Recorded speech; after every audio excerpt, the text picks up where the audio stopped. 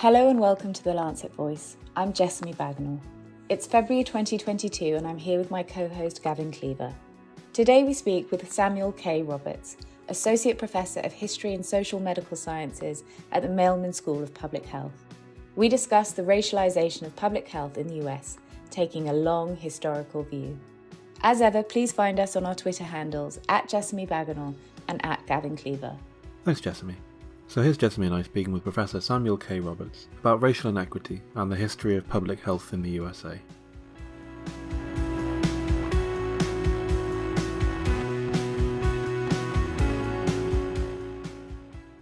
All right, so Professor Samuel Roberts, welcome to the Lancet Voice. We're so happy to have you. I wanted to kicking off with kind of like the big subject. Obviously, we can't do this podcast without asking at least a few questions about COVID, so let's get that out of the way up front. But particularly, you published this book, Infectious Fear, in 2009, which looks at infectious diseases. What's the pandemic been like for you, viewed through the lens of this book, of like your prior work? Yeah, I'm still trying to wrestle with that, to come to grips with that. That book has gotten a renewed interest. You know, I think the interest has always been there. I think people are still teaching it. It came out in 2009. But, you know, it's got a new audience, I guess is what I should say, after the pandemic, because the book deals with primarily the historical origins of racial health inequities here in the United States. And it covers more or less this period that's really a foundational moment, an establishing moment in American public health in the 1870s, 1880s. And I carry it forward to roughly the 1940s, 40s into the early 50s. And this is a period that it's actually two historical periods, which on the surface would seem unrelated, but I make an argument that they're actually very much related. The first period is that of bacteriology and bacteriological discovery, right? From the 1870s forward, there's this, amazing period of activity where we're discovering the pathogenic causes of a number of diseases, one of which is tuberculosis, which is one of the primary foci of the book. But then there's this other period, which is more or less overlapping with that one, which is the period of what we in the United States call Jim Crow, which is very much your listeners, if they're not familiar with the term Jim Crow, I imagine they're certainly familiar with apartheid. So if one knows South African apartheid, is basically the American variant. And in fact, I've heard arguments that the South African variant was modeled in part after the American one. And that also begins roughly in the 1880s and starts to officially end in the 1950s, which is to say by court cases, we start to see this dismantlement by the 1940s and 1950s of Jim Crow segregation. All is to say is that the renewed interest or this new audience wants to know how long have these inequities been with us? And I think they've been here, since the founding of the country, really, but certainly in modern public health. And law has not done a good job of really ameliorating those. I don't think we can argue that the law is completely irrelevant to health inequities, but it certainly has not done anything that we had hoped. And so those are still there. And so when something like COVID comes around, which reminds us that infectious disease matters, that if you really want to see, and I guess we don't want to see, but if you did want to see health inequities really show up in stark relief in a very quick period of time, meaning an epidemic time, then infectious disease is really what does that. That's what it's been like, and just really still coming to grips with it. These were, some of these questions were ones which were still, I think researchers are still grappling with them, but there's some that, I think a lot of us, particularly in the mainstream public, thought we had put to bed. Because after all, infectious disease isn't something that looms large until now for many people, right? I mean, HIV is the kind of one outlier for that. But many of the scourges of humankind a century ago are, diseases that I think most people like under the age of 20 probably couldn't even spell or hadn't even heard of, right? So it's like a historical reminder for those of us who might have forgotten. Super interesting. I just wanted to pick up on your point about the fact that law hadn't done very much to combat those inequities, and what you feel the balance or the weight of responsibility, where does that lie in terms of the public health and scientific community and the legal and justice community, because one can't work without the other, and both have been fairly, I would say, willfully blind to these types of issues. Yeah, I think that's a great question, and I wish I had a great answer for it, to be honest with you. I think that you were saying, I think the word used is blame, attribution, or responsibility, and I think it's in multiple sectors. On one hand, I think, and maybe in the first instance, public policy here, when it is called upon to address inequities, is fairly anemic. We just don't have the legal structures in place. This goes to health inequities and health care disparities. There's really not much of a basis of legal argument to say that if a community is underserved, there is a right of the people in that community to have better quality health care. We don't really have that as a structure. Our environmental justice regulation is open to wide interpretations. And unfortunately, it does depend quite often on who is in office, meaning the White House. But on the local or on the state level, it means who's in the governor's office. So that if you have a more progressive administration, you might have a more robust enforcement of environmental protection and environmental justice-oriented policies. If you have an administration that's more, shall we say, more free market, capitalist in its orientation, more socially, politically, and economically conservative, then you won't have that enforcement. So those are two examples. I mean, it's really kind of a characteristic of our, of our political structure overall, I would say. Over the last 2 years of the pandemic, we were talking about health inequities, obviously. Has anything that's happened in the pandemic surprised you particularly? Or I guess not surprised you, but so much as, has it played out as you kind of expected with your knowledge of these health inequities and how infectious diseases kind of exposes them? I mean, I think if the last 2 years have taught us anything, is that we can still be surprised. And unfortunately, in this case, it's been, surprised, appalled, disconcerted, might be better adjectives. Well, there's things which did not surprise me. And then there's things which did surprise me, but in hindsight, weren't all that surprising. It's just they weren't anticipated. So, for example, the announcement here in the United States, it was around April or so of 2020. So it was about, 7 weeks into the pandemic, came findings that Black and Latino communities in particular, but also in certain communities, South Asian immigrants and Asian immigrants as well, particularly like here in New York, in Queens, in the borough of Queens, and Elmhurst, for example. But there are these communities across the country who are bearing an inordinate burden of disease, morbidity, and mortality in COVID. And I think for those of us, it's a small cadre, granted, historians of medicine and public health who specialize in those topics, that was not surprising. I mean, if there was a surprise for me, it was that everyone else was so surprised. But, this is something that I've been studying for a number of years now. And so, I had that advantage. So that was not surprising. Something that I was surprised about, and in hindsight, I guess now it's like, I wish I hadn't been, the politicization of the pandemic here in this country. And to be fair, not just here. We've seen this, where you are in the United Kingdom, it's happening in Canada now, and elsewhere, where things that I think we all assume to be basic assumptions about good public health and also one's responsibility to one's fellow, to one's, neighbors and fellow citizens, those went out the window, really with a simple political decision in the Trump administration to pretend like the pandemic was not real. That's all it really took. Had that administration not done that, I'm not sure that this would have been 2 years later so politicized as it remains still.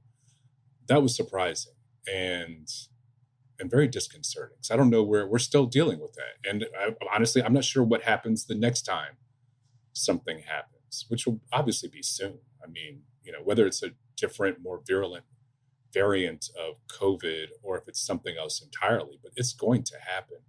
Our political culture, I don't think, is really prepared for that. So those are two of the things that were not surprising and also surprising. Just on that point, do you hold much? I mean, people are desperate to move on now from COVID-19. Here we're about to stop isolating. There's a real desire to forget about it and move forward, which obviously we feel is probably premature, but that's the movement. Do you feel that movement to forget about the pandemic, to move forward, will also mean that we gloss over many of the things that we've learned that have been highlighted so clearly by the pandemic, which have been discussed, but we haven't actually had any movement on them? Yeah, I mean, I think as much as anybody, I want to forget this pandemic. 2 years later, I still haven't gotten used to wearing a mask. Like many people my age, I wear eyeglasses, and if nothing else, I'm tired of my eyeglasses fogging up all the time when I go in and out of buildings, to say nothing of it's difficult to breathe or to read other people's facial expressions. I am sick of this as well. But to go to your question, I do worry that, not that we will forget, I think we actually might have already started to forget some of the lessons that this has taught us, particularly vis-a-vis ethnic health inequities here in this country. Keep in mind that, just to give you a little bit of deep history on this, if one were making an argument in 1920 for civil rights, it's a very good chance that included in your list of reasons why American apartheid is a bad thing, one of them would have been the physical health effects. Diseases like tuberculosis, pneumonia, whooping cough, particularly in infant and maternal health. The gradient there was stark and undeniable in terms of the burden of morbidity and mortality borne by Black people, and particularly, and also, working class and poor communities. With the 1940s and after, where we have treatments and, cures for these diseases, we'd forgotten that these were indices of inequality and inequity in this country. HIV came in the 80s, and by the 90s, we started to see HIV in those terms as being structurally based. But that's the one condition which I think a lot of people still don't understand. Most people think HIV is something where it's about individual responsibility. You protect yourself. You inform your partners of your infection status. And we don't really think about it structurally mediated in the way that COVID has been.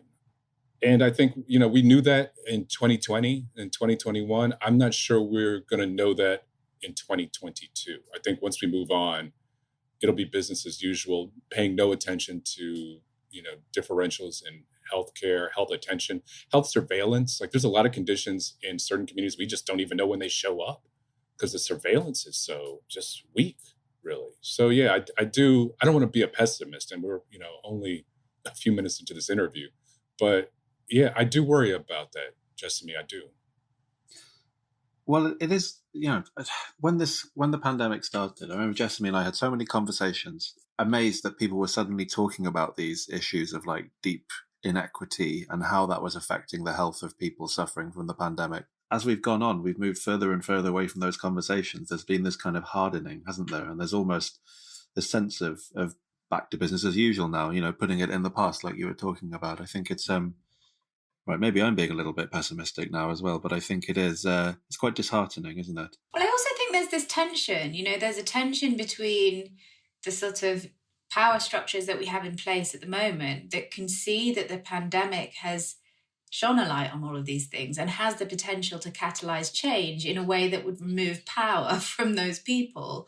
So there's that tension. And then I also feel that there's the tension of, the health community of sort of liberal progressive types who we almost assume that the pandemic will move us in that direction, that it will move us towards more equity, more equality. Whereas actually that's not the natural sort of arc of history, doesn't necessarily take us towards that. You have to fight for that. You have to make that happen.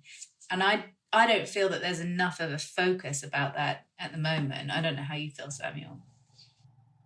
Yeah, that's a great observation. It's something I've worried about as well. Yeah, there's nothing there's nothing teleological about this at all, right? That we are not on some kind of, ineluctable march of progress where, walking hand in hand with a virus, we will realize some sort of, egalitarian utopia. That's not at all for granted. In fact, I would say present circumstances might mitigate against that as a possible reality in the near future anyway. I think in terms of our political culture, we do have to be concerned or at least cautious about how material events, dramatic ones like this, the emergence, almost out of nowhere or seemingly out of nowhere of a virus, can really change our political culture in negative ways. As people, we don't do well with fear. We often don't do well with sacrifice. We don't do well with the unknowns. And our reactions can often be violent. They could be unjust, unreflective, without contemplation at all. And I think in some ways we've seen that, and we should be cautious about that. I think, if I think I'm hearing your question correctly, the implication is that there is something that about which we should be cautious, in an assumption that because this has shown us something, we will now act upon that thing, and that's not at all to be taken for granted. Even amongst, I think, our current administration here in the United States is certainly more "quote unquote" progressive than the one that preceded it, but I'm not sure that it is, particularly disposed to act, decisively and boldly on this issue that's been around for decades, meaning health inequities. So I'm not sure that a coronavirus spurs it into action in that regard. What led you, and you mentioned it was such a small cadre, what led you towards this interest and a career in kind of researching medicine and researching public health? Yeah, there's a couple of answers to that. And the first one is the broader one. I came of age in the 80s and 90s, and intellectual age in the 1990s, I would say, where I was really interested in these questions about space and its relation to capital, right? How the space around us reflects our economic, political, and social organization. And these were questions, a lot of them originated in the United Kingdom. The kind of cultural Marxist cultural geographers who were in operation from the late 70s into the 90s and beyond. And those are questions of scale, right? When you're thinking about the social. And so it's a matter of time before you're thinking about how scale will register in different ways, on the level of the human body, and the level of, exchanges between the individual and society and institutions and structures. If that is your course of inquiry, then it's a matter of time before, you land in public health, really. I'm actually not trained in public health. I did my graduate work at Princeton University, which, I had a wonderful experience there, wonderful education, but they actually do not have many professional schools. I was not exposed to public health as a practice, except in a historical sense. And now I teach in a public health school and also in a history department and in an African American studies department. I have, that's been very rewarding. But all to say is that I came to public health and history of public health and medicine as thinking about issues of power and space and scale. In terms of my earlier work in the history of tuberculosis, it's a similar answer in the sense that, I came of, adult age in the, my late childhood and, early adulthood in the 80s and 90s, in the era of HIV. And I think, as I became a historian, I discovered this community of scholars who were wondering, when was the last time we saw something like this? HIV in a lot of ways is completely different after is in the post-World War II historical landscape. It's a condition of its own. And so a number of these scholars looked at tuberculosis, which was the last time we had a disease that was so stigmatized, so fear-inspiring, in terms of the way that people, just wasted away. This is, HIV. Now you can, HIV is like a chronic condition. You can manage it and treat it and live a long, happy life. But that was not the case in the 80s and early 90s. And so there were a number of historians who influenced me who were thinking about the history of tuberculosis. None of them really were thinking about Black communities at all, except for Randy Packard's work in South Africa. But and that's where I came as someone who was trained in African American studies, trained in African American history, and then realizing a certain type of training at Princeton in history of medicine, public health, and technology and science. Those were the two of the axes, two of the crossroads at which I was working. So that's how I got there, and I've loved it. I'm at a point now in my career that I'm not sure. Sometimes I can imagine doing something different or imagine a world where I had taken a different choice. But I've been doing this long enough that this is my home now. And I've really enjoyed it. The questions, for every one you answer, 3 more pop up. And then, of course, a pandemic shows up and now there's dozens of questions to be asked and answered. So how important is this kind of understanding of the history of racialization in US neighborhoods when we're thinking about the history of health in the US, when we're thinking about how to conduct health research in the future in the US? And I guess as well, following on from what you just said then, what was research into health in the US kind of missing before by not having this understanding of segregated neighborhoods? I would say in a certain regard, in our terms of, again, going back to our political culture, we don't really have that much of an understanding of segregation and its effects. I mean, in kind of popular parlance. Certainly those of us who do research in that area are, acutely aware. Those of us who grew up in the business end of those circumstances are acutely aware. But in our public discussion, I'm not convinced of that.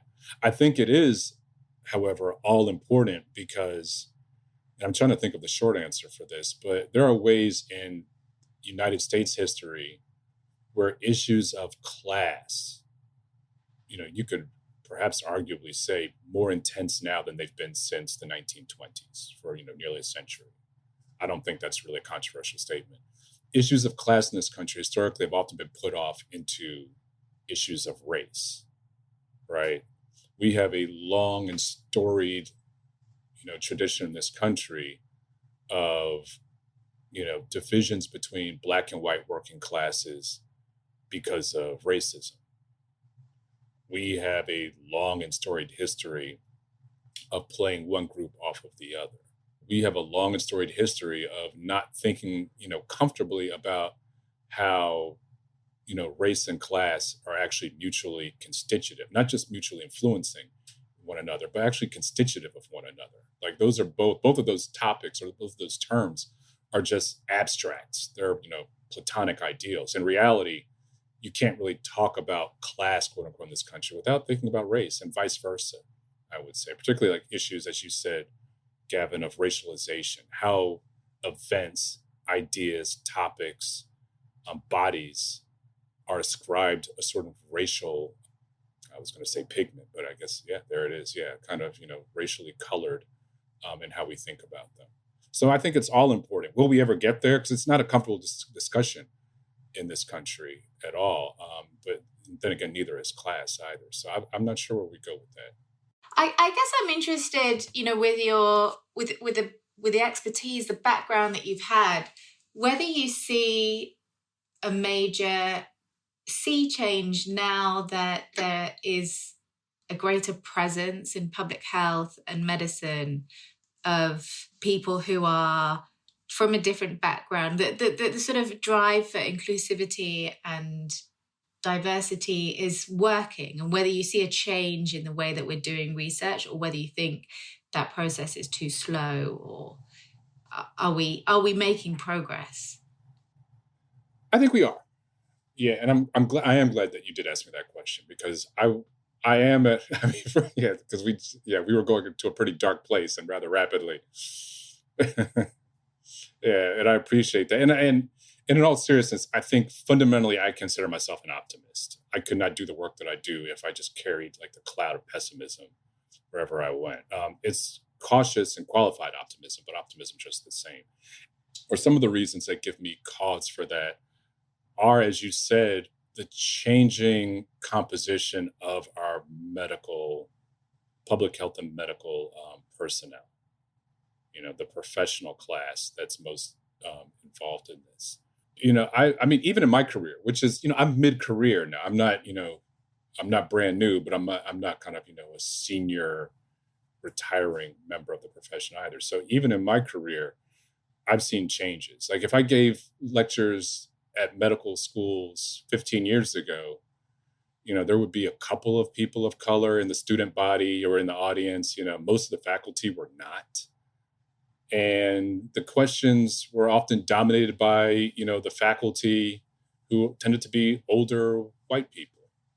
Sometimes they would either not get the point or even just be hostile to some of the observations that I was making. That is increasingly less the case these days. I'm not saying it never happens, but now there's a change in culture in medical schools from what I can ascertain where, the students aren't expected to just sit by and kind of passively receive audience and also recognition that they're worthy to join this profession. They're actually more assertive in what they believe about their mission, which I think is, incredibly, I don't like to use the word incredibly unless I mean it literally, like not to be believed. Sometimes I find it hard to even believe the change that I'm seeing 15 years later. Even faculty, I think, are changing their orientation. This has been slow coming. I mean, when you think of like the literature on social determinants of health in this country, or fundamental causes, or what we used to call racial disparities, racial inequalities, and now we used to talk about, racial and ethnic inequities and structural inequities. That's the literature that goes back to those terms go back to the late 80s. It's the heritage or the genealogy that goes back to a century ago. So it's been a while in the making, but what we're seeing now, I think, is impressive. And it has, I believe, accelerated in the past 2 years. And some of that's about coronavirus, but I think some of it is, it's George Floyd. And it's not like police weren't murdering Black people before that, but something about that just galvanized the world. And not just in criminal justice, not just policing. You see it really in public health. In the last 2 years, the structure of who is the voice and the face of a public health department has changed. Schools and public health departments that never thought about having, or barely thought about having, offices of health equity. Or if they did, they'd be kind of like these, almost shells of, and I'm not speaking of anyone in particular, but you did see this a lot. These are actually now offices and individuals who have a voice and have a say and have a bit of power. And that's, I am optimistic about that. And unlike, where we have the kind of intermittent and, often, perennial amnesia that we see in this country. We learn a lesson and then we quickly forget it. Power is different. When people have a foothold in power, they try not to let it go. So when you start to see, a health department that had, 1% Black and Latino staffing, and all of a sudden it's, 4, 5, or 6%, that's ideally it will stay at that level for at least some time. And that may even grow, or at least certainly what the scope of their activities may grow. So I think there is cause for optimism. Absolutely. And then just to add something to that, and I know I promised to give the short answer, and I don't think I've adhered to that promise once in this entire interview, but there's something else to add to that, is that at the same time, while I focus on the professional composition, the composition of our of our protest movements, of our political organization has changed dramatically. I think Black Lives Matter started as a response to extrajudicial and legal murder from white Americans and also from police. But taken literally, it's the idea that all aspects of Black Lives matter.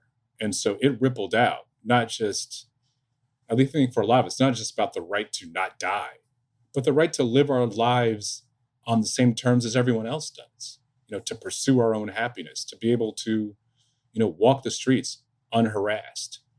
And eventually, and part of that is to be able to go to a physician's office and get good health care, to not have things dumped in our communities, environmental toxins, et cetera. So I think what happens in the future, I don't know, but I think there is some cause for optimism. Yes. Well, in terms of supporting this optimism, what kind of changes would you like to see in public health and institutions like that? I think when you're a historian like me, you tend to think of, history as in blocks of, 25 or 50 years. So, and as a result, you think of macro structures. I'm honestly very concerned about our political structure. I think if we had a system in which, perhaps there was greater democracy, democratic input, that would, I think, have ripple effects into our healthcare system. Right now, we're not going in that direction. We're actually in a movement to suppress people's votes, to disenfranchise people. That is, for me, a bit of a cause of pessimism. I think in a world where you have more people with more say in how the government works, then I think it's not surprising to imagine that they will have greater say in how their health is attended to. Which isn't a controversial thing to say, is it? The more people having the more say generally tends to make things better. But you're right, there's a backsliding there. I mean, when you think of like the groups in this country who have, the worst health outcomes, they're also the groups who are most alienated from the political process. Like healthcare in prisons is horrible. And by the way, not for nothing, by a Supreme Court decision of some 40-something years ago, you must have, it's a right that you have healthcare if you are in prison. The ways that the rest of us outside do not have that as a right. It is supposed to be a right there, and it's a right that means absolutely nothing. Health in prison is nothing. And, I may make the argument that, well, if they voted, they would at least have more of a say, but we don't allow people in prisons to vote, to have any sort of, input in their government. Just because you've done something that society has said is something for which you should pay a penalty, I'm not sure it means the ultimate penalty of complete political erasure. These are still people who have health concerns. These are people who have children in schools. They should be able to vote about school issues, about for on behalf of their families who have the same issues that we all have. That's just one example. So I think if we were thinking in a kind of macro structural and in a long-term perspective, what's best for our health, our public health, is public participation. Well, so actually, I just wanted to finish up by asking you about the book that you're currently writing, which is on drug policy in the US in the mid-20th century. What are some of the kind of really important lessons that you've taken from that? Because it sounds like such an interesting topic and kind of a time period to research that policy from. The book is about addiction recovery, what we used to call rehabilitation and addiction treatment from the 50s to the 80s, which is basically the heroin years. Heroin shows up in the United States in the late 40s. I mean, it had been there before since the late 19th century, but in terms of epidemic levels in the late 40s. And then I go through the early years of HIV and needle exchange, harm reduction, et cetera.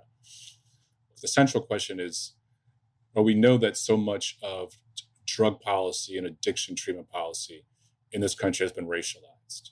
You are more likely to go to prison on a drug charge if you are Black in this country. You're more likely to be arrested, more likely to be sentenced, more likely to get even a harsher sentence than someone sentenced for the same crime. In short, how this country thinks about addiction at all levels is always inflected with race, right? If you're Black in this country, it's almost presumption that you are prone towards abuse of a substance and uncontrollable, hedonism of a sort. And so then the question is, what does that mean for recovery? What are your chances? What does recovery look like? And the question is confounded by a couple of things. One, that, so much of our treatment historically has not asked that question. It's kind of a one size fits all. And then on the second hand, we haven't done a very good job of defining recovery or rehabilitation in this country, except abstinence. It's like I think in a lot of places, I mean, today and certainly historically, if someone said, yeah, I used to have a really bad drug problem, but now I'm rehabilitated or I'm recovered, the assumption is like, oh, I guess you're just abstinent, like you're just not using drugs. We don't ask any other questions about what recovery means. What does it mean for your own mental health? What does it mean for, how you engage the world, your family, your colleagues, your friends? It's just a matter of, can you stop using drugs?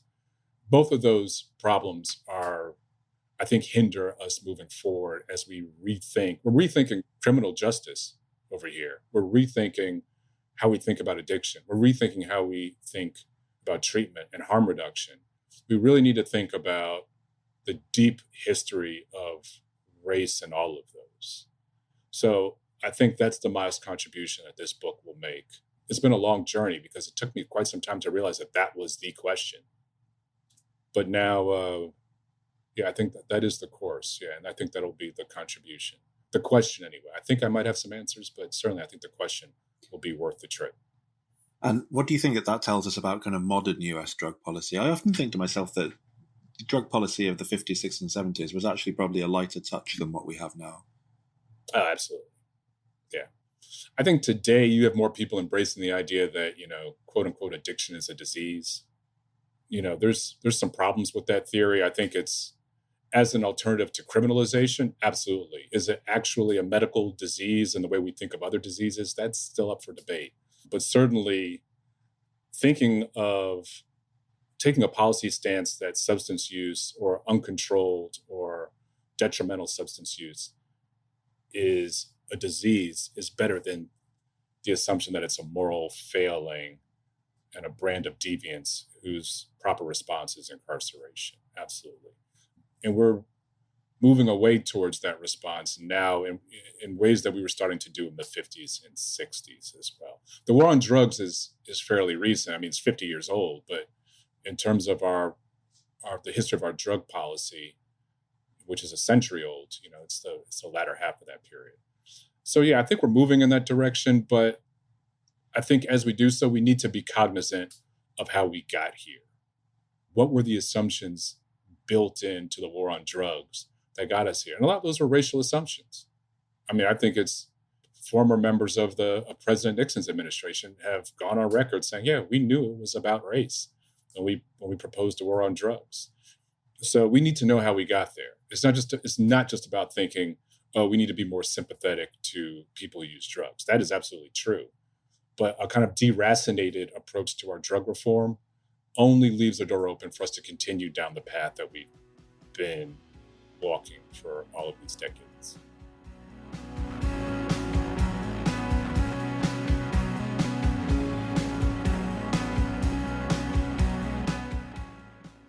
That's it for this episode of the Lancet Voice. If you'd like to join the conversation, you can find both Jessamy and I on Twitter, and our handles are @Jessamy Bagenal and @Gavin Cleaver.